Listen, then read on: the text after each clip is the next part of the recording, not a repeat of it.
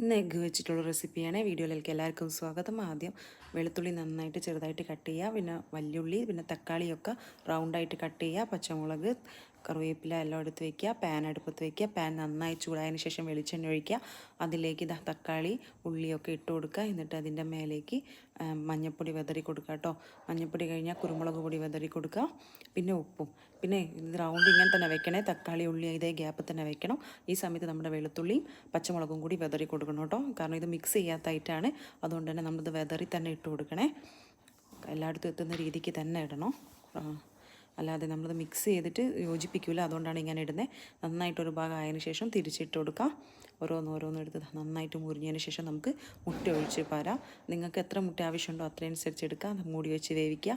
ഞാനിതാ തിരിച്ചിടാൻ ഒരു പാത്രത്തിന് ഹെൽപ്പ് തേടി. അപ്പോൾ ഇതാ നമ്മുടെ മുട്ട റെഡി. ബൈ.